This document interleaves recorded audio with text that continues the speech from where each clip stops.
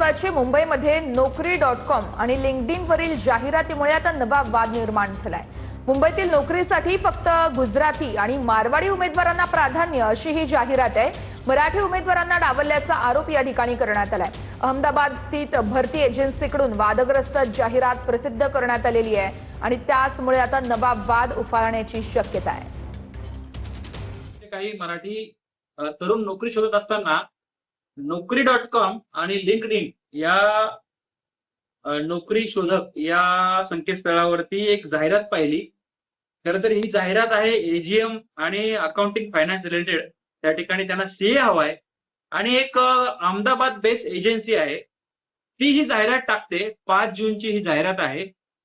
नोकरी आहे मुंबईमध्ये आणि वेतन बघा तुम्ही 20 ते 25 लाख वेतन आहे। म्हणजे हे मराठी माणसाला नाही द्यायचं यांना।